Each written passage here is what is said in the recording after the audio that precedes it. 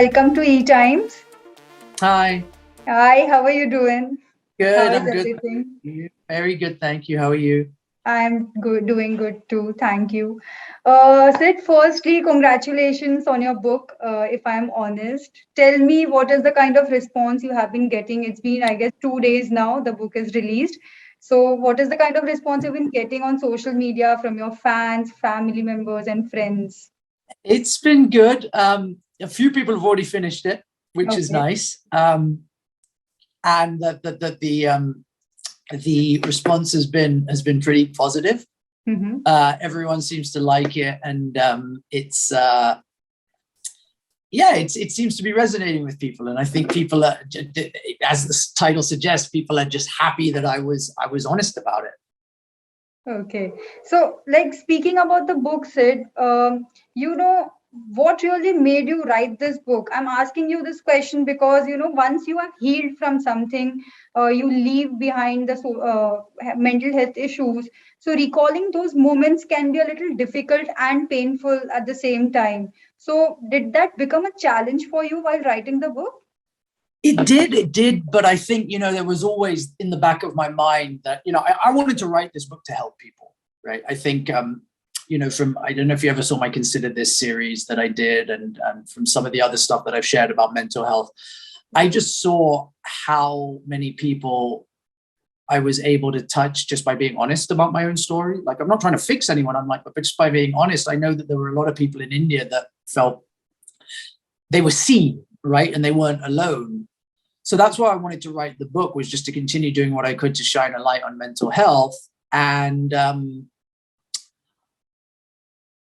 anytime it got difficult writing and going through my own experiences, which it did, of course, I would remind myself that, this is going to help someone. And that kind of like got me through it. And I think, knowing that you have the possibility to use your pain to inspire others is a great sort of like fuel.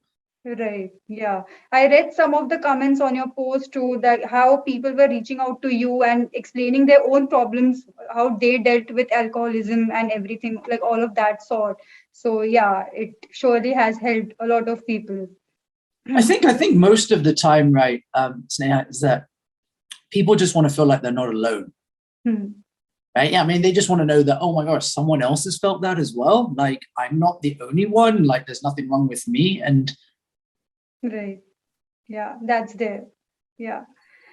Sid, in a recent interview, you acknowledged the allegations by saying that your book is not a PR stunt, and you also went on to say that you have held back with the bold and glamorous tales in your book.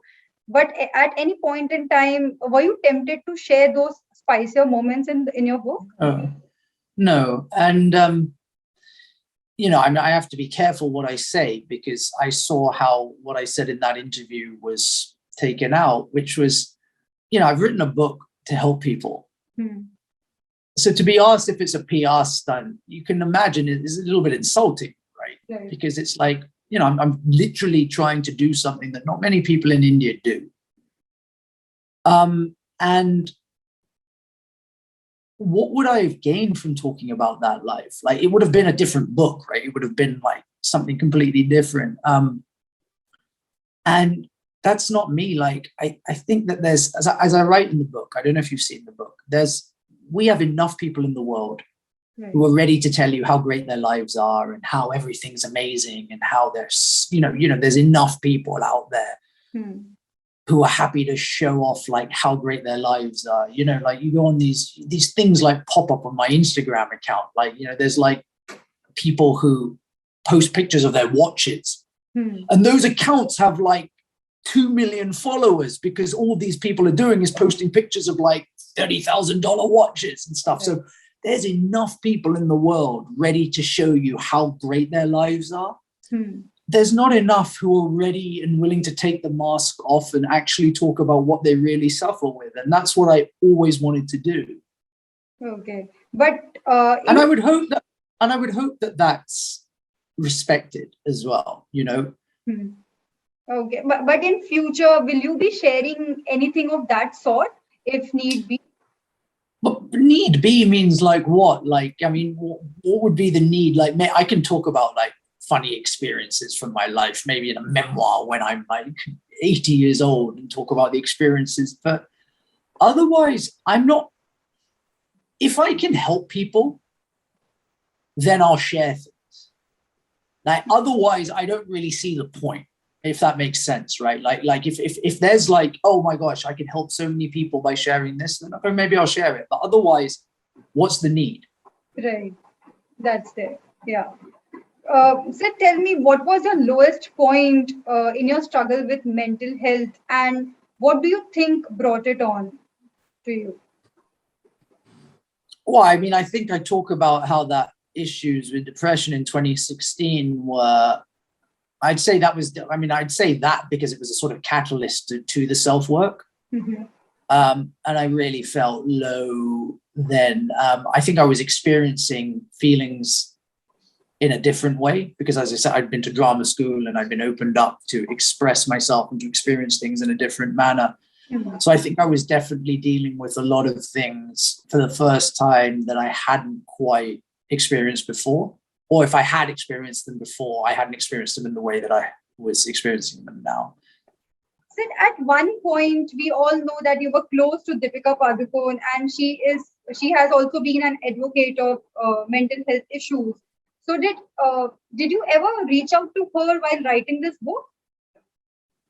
I think it's amazing the work that she does and everyone else does in India, to be honest. There's just not enough people who talk about mental health. So the fact that people use their platforms, people like her use their platforms to promote mental health is very, very, very inspiring. And I think that really the more people we can get to talk about mental health, whether it's writing books, whether it's celebs, or whether it's just grassroots level, right? Whether it's teachers talking about it in school to children, whether it's families talking about it, the more people we can get talking about the subject, the better for everyone. So did you guys ever discuss mental health while you were hanging out in the past? Was that any moment you shared? Well, for me, like, as I said, like my journey with mental health started sort of 2015, 2016. I was, as I say in the book, I was really unaware of a lot of the things that I was going through before then. Mm-hmm. So mental health was not really something that, I mean, me growing up as well, it wasn't really something that was ever talked about. Right. So it wasn't really a conversation I was having with anyone. Since speaking about your father, there's so much written and said about him. Like lots of it can be unflattering too at times. How do you react to all of his criticism that you face online, on social media? I think that if you read about anything about anyone you care about, right? And that doesn't have to be a parent, it can be a friend, it can be a sibling, whatever. And not even read about. I think as humans, we don't like to see people we care about suffering.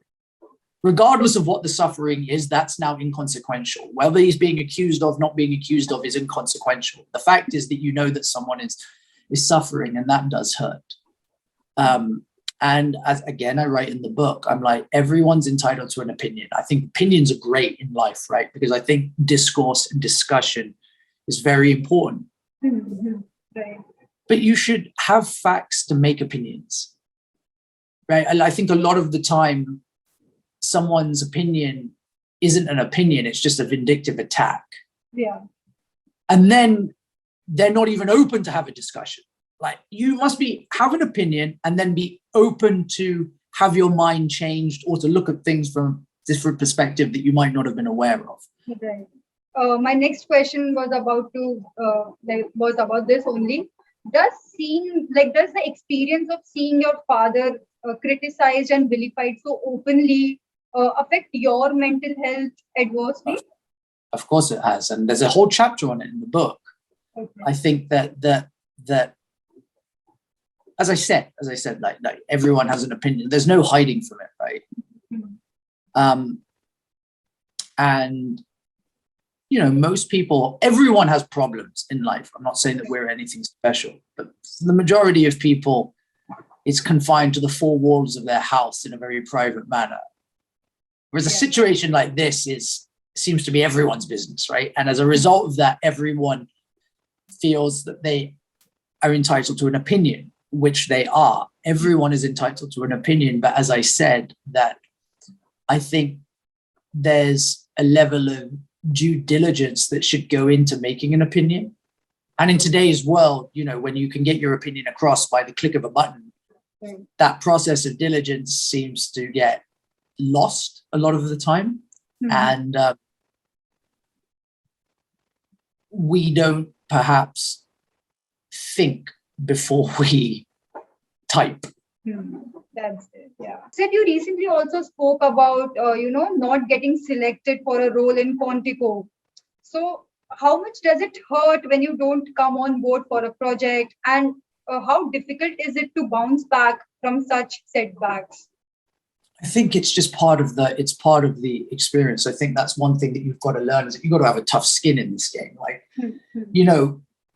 Mark Ruffalo, who plays the Hulk in Avengers, he said something in an interview that he went through 500 auditions before he got his first role. And that's just how it is. Like, that's how it is. It's part of the job, right? I didn't say about not getting selected, but what it is that a role needs to be cast. A breakdown goes out saying, this is the role we're casting, and submissions come in. You might get 4,000 submissions for one role. And then out of those 4,000 submissions, the casting directors are like, okay, we want to see 70 people. 7-0, still for one role. And then whatever it is gets down and they pick one person. So, and it's just about knowing that you've got to go in and do what you can do, and then letting go of worry, because this is subjective, right? This is art. For all you know, you could go in, Sneha, I could be doing an audition and you could come in and give me the best performance I've ever seen. Yeah. But in my mind, I always saw the character as being 2 inches taller. Right.